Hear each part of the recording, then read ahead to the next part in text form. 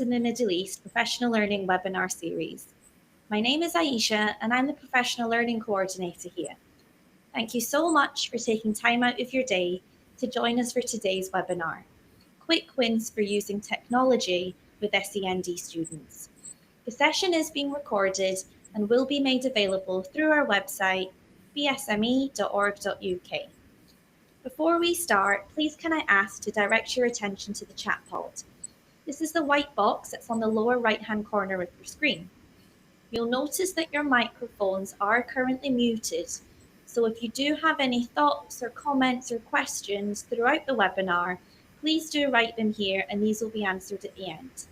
Just so that I can test you can hear me okay, can I please ask that somebody perhaps writes a comment, write good morning, perhaps maybe where you're listening in from, and once I've had a response, I'll know that everything's working as it should.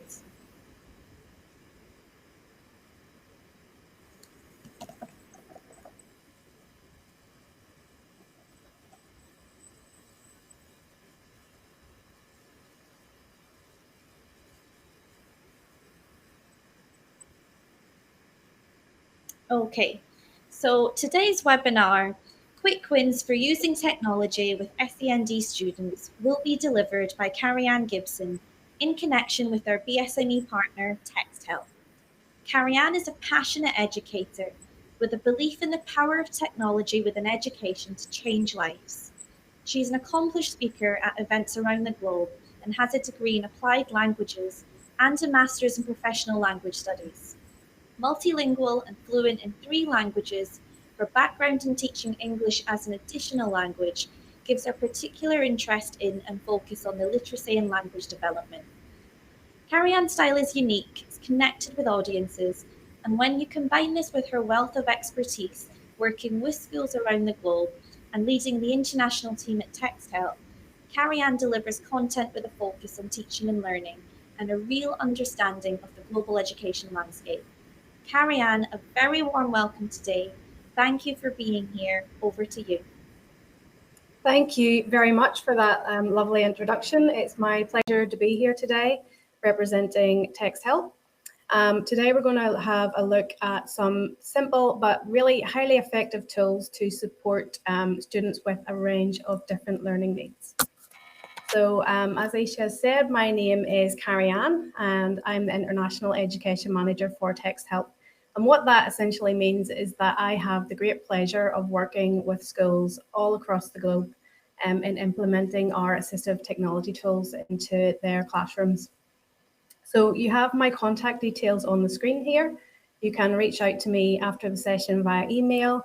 You can connect on Twitter and you will also find me on LinkedIn. So any questions, any comments, any feedback, I'm happy to connect with you after today's session. So for those of you that maybe aren't aware of Text-to-spee or don't know the company, we're an education technology company based in Northern Ireland in the UK, hence the different accent here. And, you know, as a company, we have been around for 26 years now, which is quite a long time in the field of education technology. And we currently have over 60 million users of our software worldwide. So hopefully that just goes to show that our technology is proven and trusted. And the mission of Text-to-spee is really very, very simple. We want to help everyone to understand and to be understood. And we do that through a suite of technology tools that help in all of these different areas and that help to not only minimize teacher workload, but more importantly as well to maximize learner outcomes. But please rest assured, I am not here today to do a sales pitch about Text-to-spee. We're here to talk about different technology tools and strategies that can help learners with specific individual needs. I will, throughout the course of the presentation, be mentioning some of the tools that are included within our read and write software, just as an example to show you, because it's the platform that I'm more familiar with.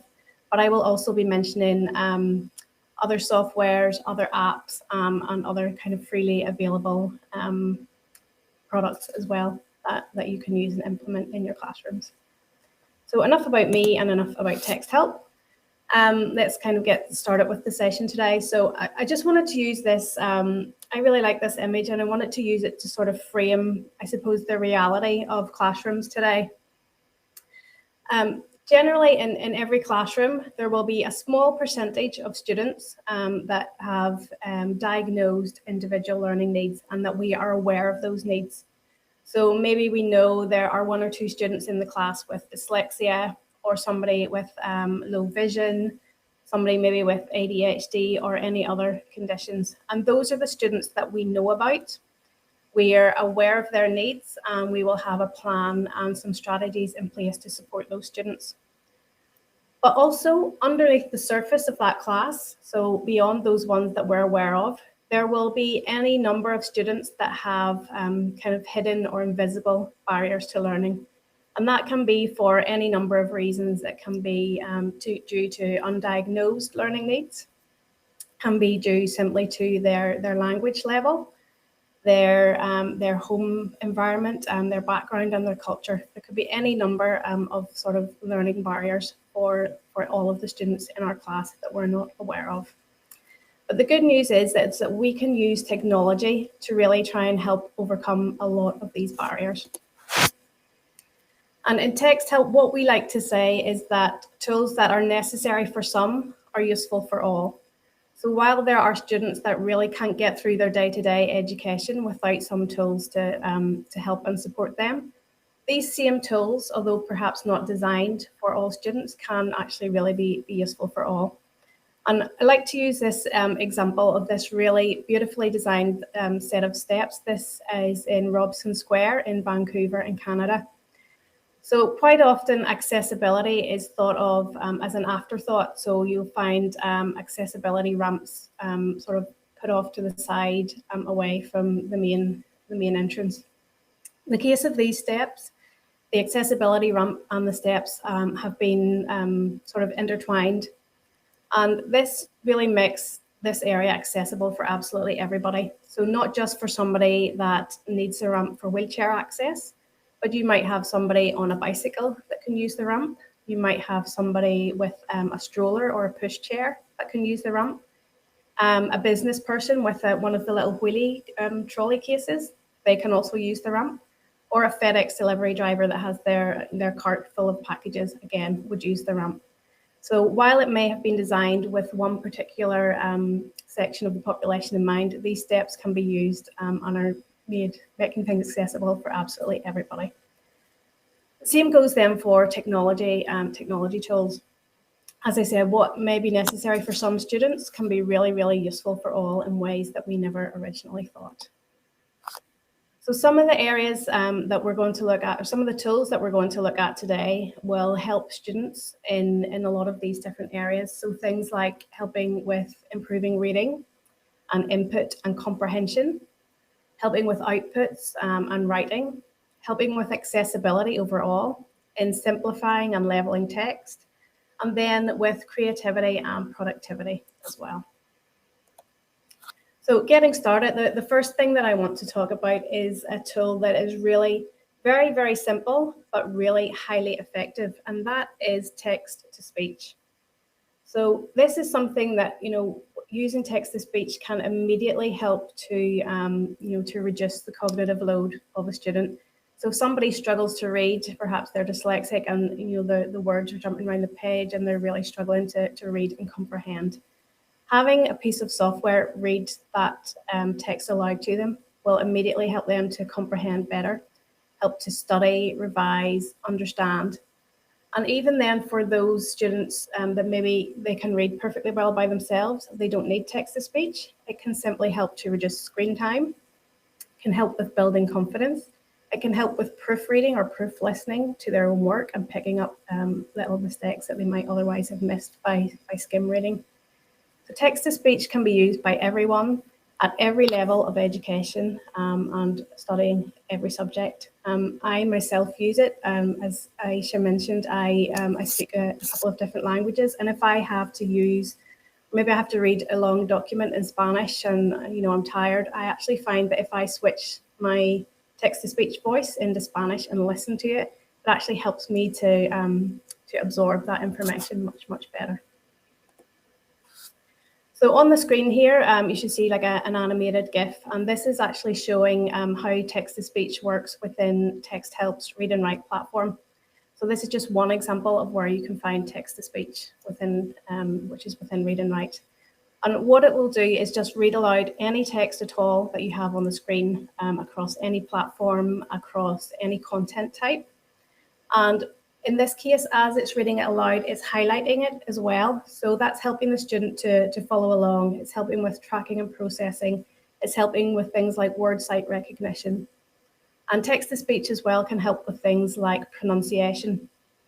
So difficult words can help that student to kind of get a grasp of how you say that word and model language as well.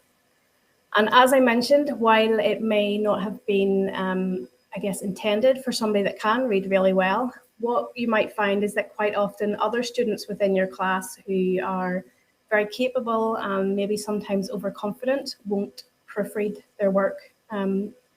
Or they might proofread it and they might miss something when they're skimming through it.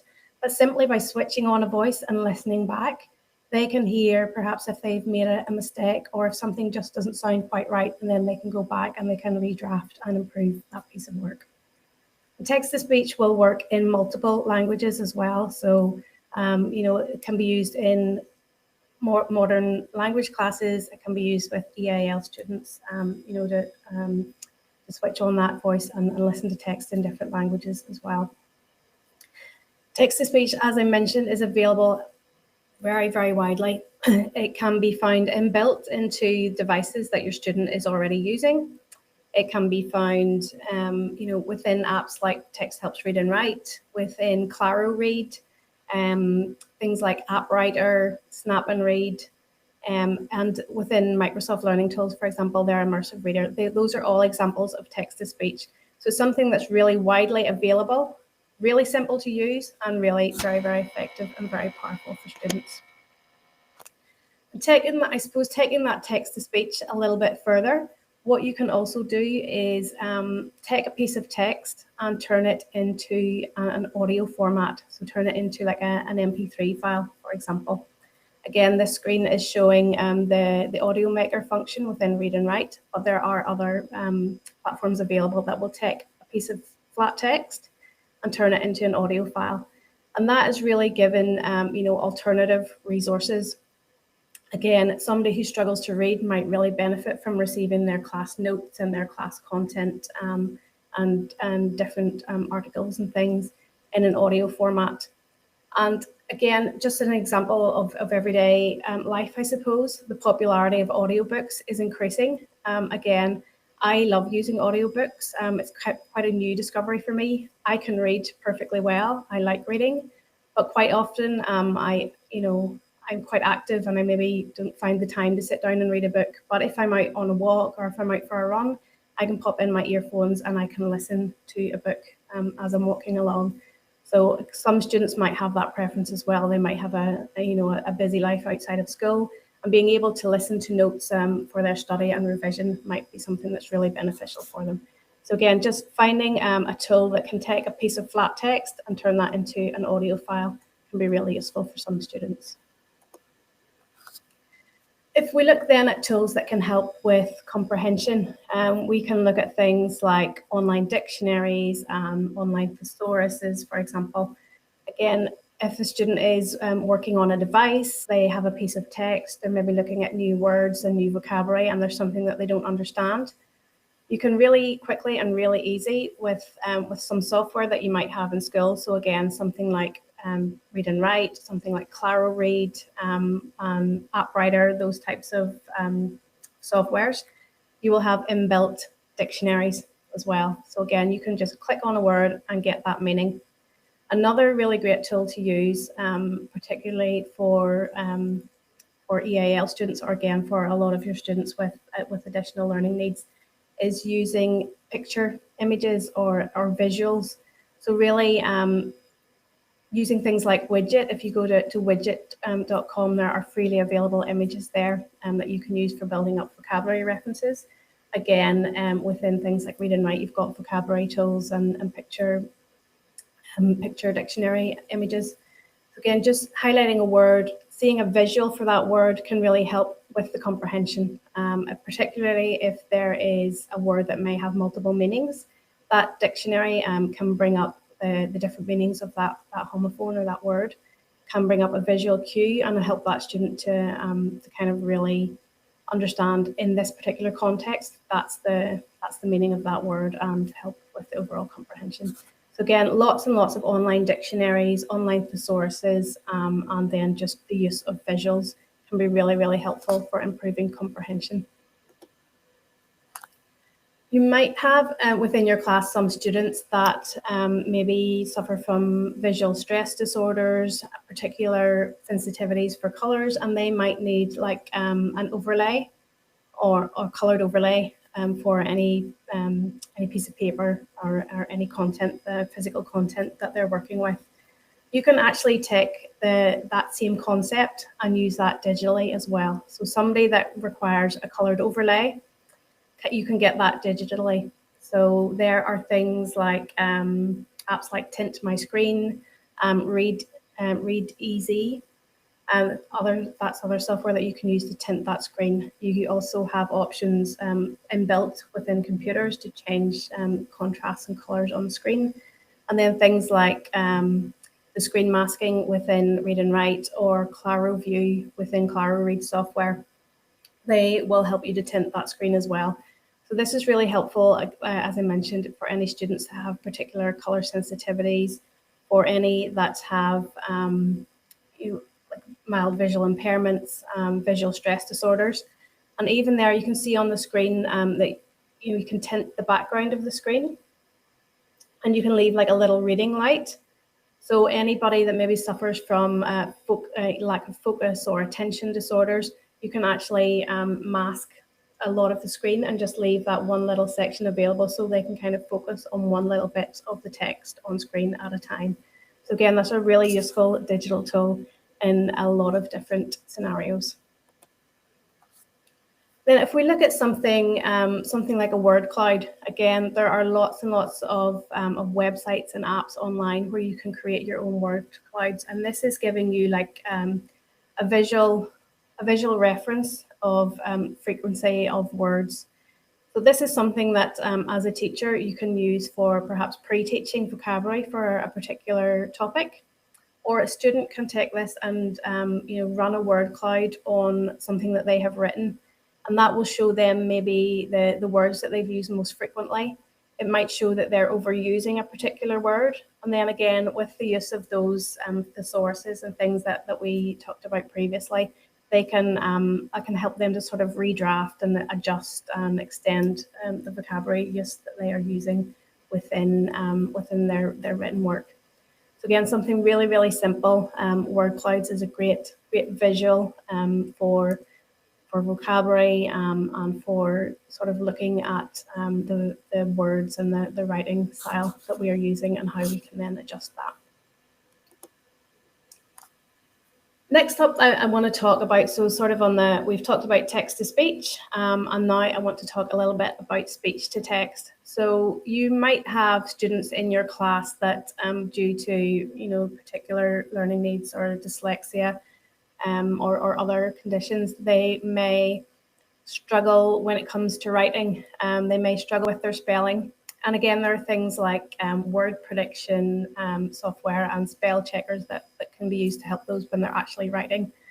But if you have somebody that struggles a lot with their writing, but they can, they're really articulate verbally, they can articulate themselves really well when they're speaking, they will really benefit from something like a speech-to-text software where they can just talk and dictate their work and have that typed up on screen for them.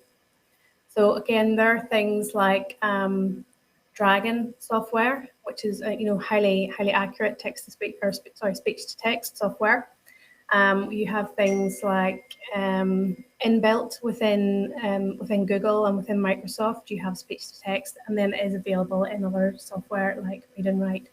But something that's, again, productivity-wise, it can speed up somebody's work. If they struggle with writing, they can just dictate and put all their thoughts down on screen using speech-to-text software.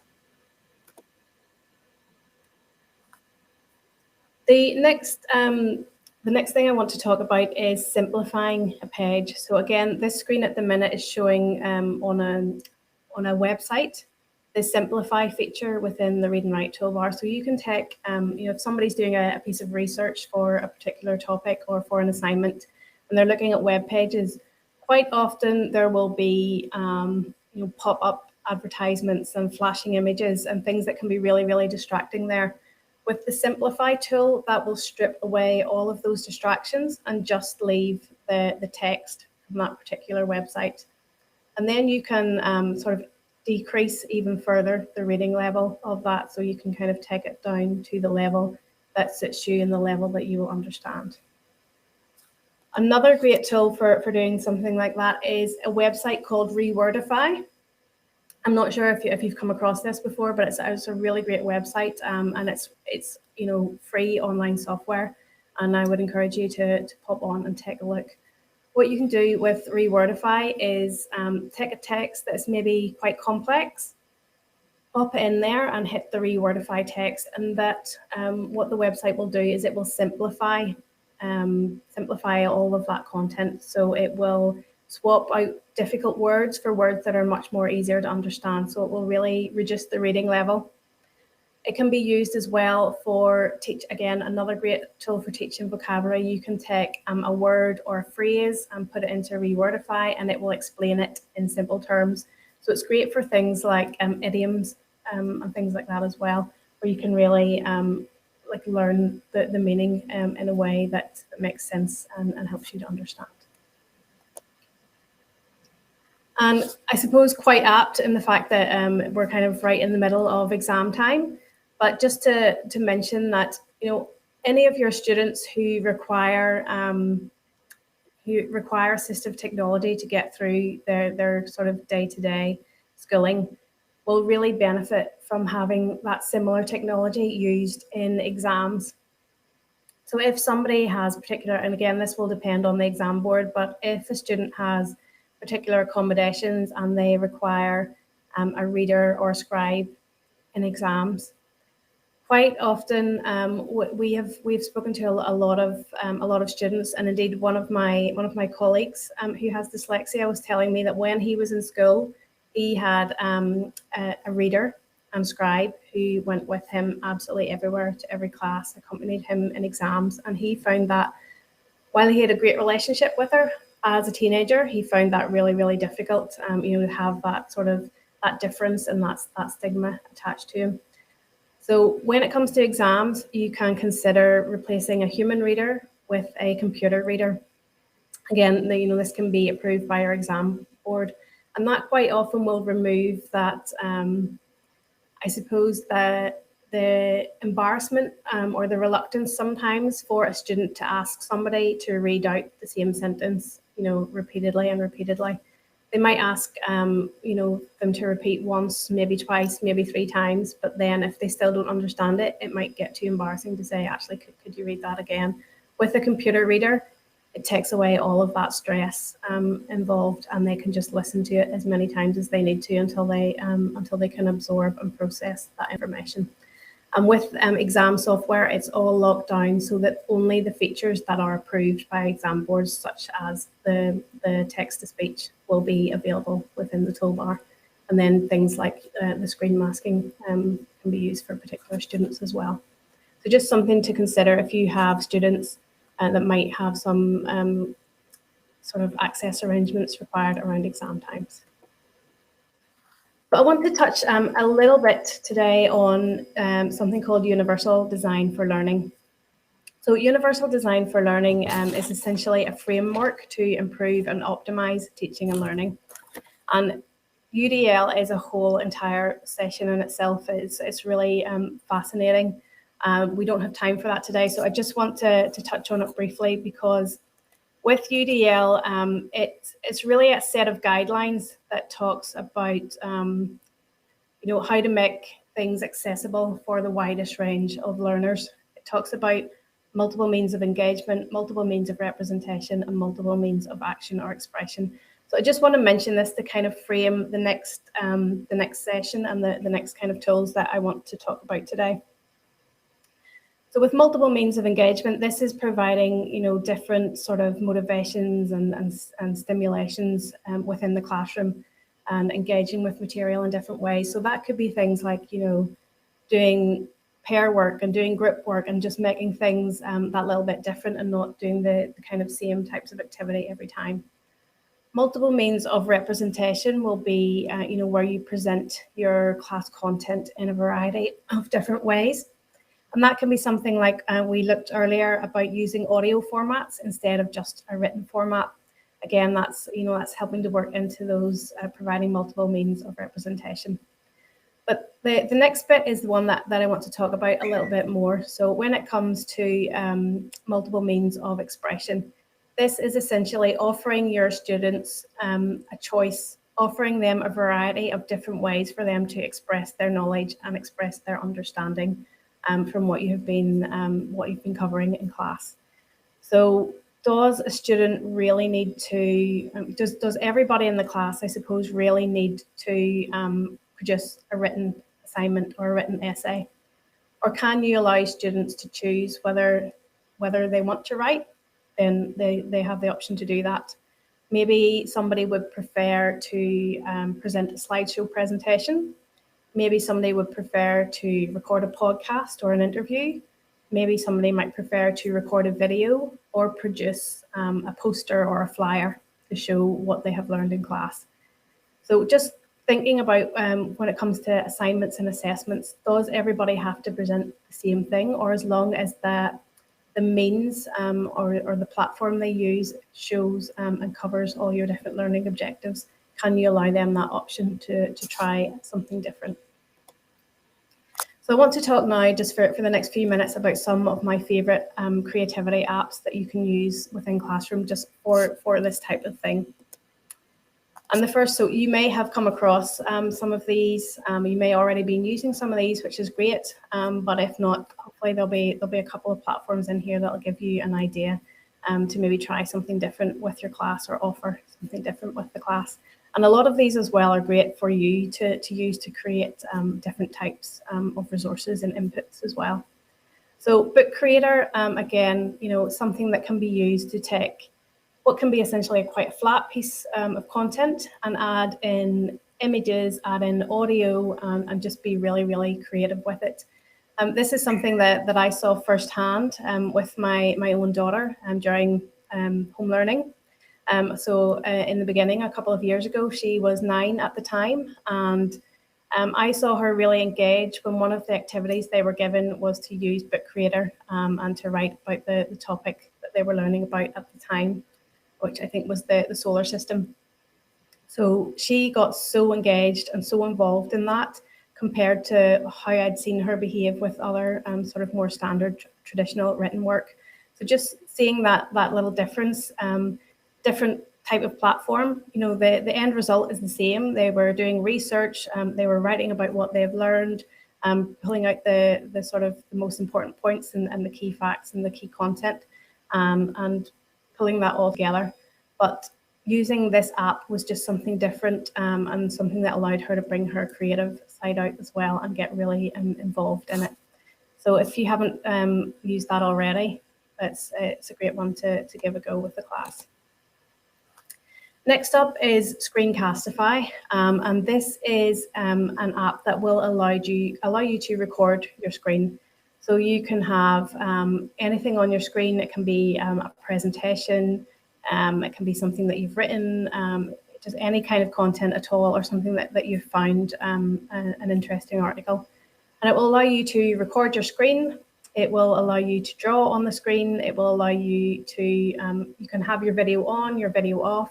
You can have your microphone connected and you can start talking over what you've learned. So again, really great tool for somebody that may struggle to write, but like we said before, it is really articulate and expressive. And it's something that I actually use myself quite often because sometimes it's a lot easier to share my screen and explain and show something working and send that little video than try and explain in an email and what I'm trying to show or what I'm trying to talk about.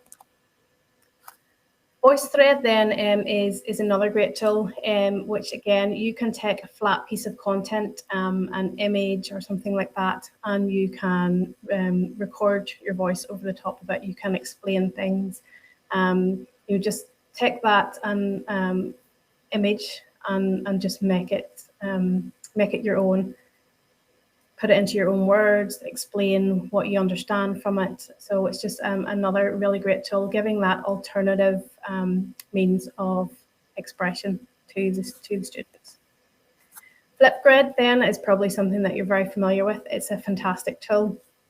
But again, being able just to take something, record a video, record some audio, and just take it from a flat assignment to a much more creative and expressive piece of work is something that's really worth considering with students, and just seeing that the passion that a lot of them will put into this. ThingLink, again, is another great tool for being able to create like a little tour, being able to explain something in detail. So you can take an image, it can be like a map or whatever, any image at all, and you can add little buttons, and then behind those buttons, you can add additional content. You can add in pictures, you can add in videos, and have that all linked together. So when you click the arrow, this all pops up. And again, these are really useful for using, to create interactive resources, something that's much more, I suppose, dynamic than just a piece of text. So after if anybody wants a copy of this presentation, within the notes section, I have links to examples, and I have links to all of these different apps. So if you want to get that afterwards, you can go through and you can kind of have a look at some of these things for yourself. Canva, again, is another really great tool. So again, being able to be more dynamic and more creative, you can allow students to create brochures, create flyers, and just design something up that really puts their personality behind it as well. And then just finally today, I just wanted to leave with a few accessibility tips when it comes to when you're creating resources, and how to make those as accessible as possible for all of your students. And these are actually really great as well, just to sort of teach the students to do when they are creating assignments and things, so that they, from a young age, are starting to think about accessibility all of the time. So something as simple as using headings in a document. I have been guilty before of just increasing the font size and bolding, to have a heading. But really within Microsoft Word, within Google Docs, you have the option to select things like H1 and H2 style. So that will label that as a heading so that a screen reader can treat it as such. Using alt tags as well in images, so that if you have a picture within a resource, if that's going to be read online, if you have an alt tag behind that, then somebody can actually listen to the description of that image. When it comes to inserting links, rather than saying, click here, and then putting a link in, it's much better to actually describe what that link is. So replace click here with click this video to watch more information about earthquakes. So it's just describing exactly what that person, when they click it, what they're going to be taken to. Something as simple as changing your font, using something like a Lexend font, which is really much more dyslexia friendly. Increasing the line spacing as well in your resources just immediately makes it much more readable for everybody.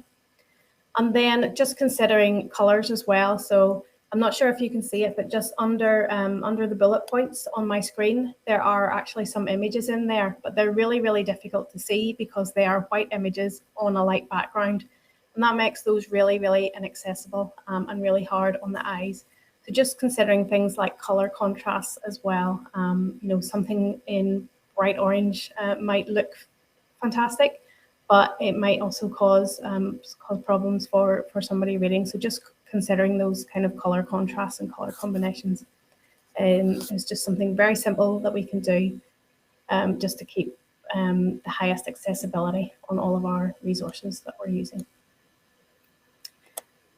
So really, I guess that the important thing here is that choice is key. Providing a wide range of tools gives all of our students choice, voice, and support. And what is necessary for some students can also be beneficial for others. So while somebody may not need speech to text or text to speech, it can be really useful, and it might be something that they prefer. So providing opportunity to use these tools and providing choice is really key for kind of putting these in the hands of our students and letting them see what works best for them to use in their learning. Now, a few of the tools that I mentioned today are all available within Text Help's Read and Write software, and they're all sort of brings them all together in one platform that can be used across any content and any platform. So if anybody would like to try that in their school, please do feel free to reach out to me afterwards. I'll be happy to set up a trial of Read and Write for you in your school if you want to see how it works for your students. And then again, as I mentioned, and if anybody wants a copy of the presentation with different links and things in it to the apps that were mentioned, then I'm happy to share that with you. So do please feel free to reach out afterwards. You can get me at c.gibson@texthelp.com. You can connect with me on Twitter if you're on Twitter, and LinkedIn as well. So I'd be very happy to speak with anybody afterwards. So hopefully you'll have found something of use, something that you can take back and try in the classrooms with your students today. And thank you very much for your time and attention. Back to you, Aisha. Thank you very much, Ariane, on behalf of BSME for such an informative session. The practicality of your tips was fantastic, and I do hope that our participants and anybody who will be watching back the recording will see the value in that. As Carrie-Anne mentioned, please do get in touch if you do have any questions. And as I mentioned at the start, the session is recorded, so I will also send a link afterwards. If you also want to view our previous webinars, please visit our website, bsme.org.uk, and you can also browse and sign up to the future events too. Once again, thank you, Carrie-Anne, and thanks for everybody joining us today. You're welcome. Thanks, everyone. Thank you. Goodbye. Bye.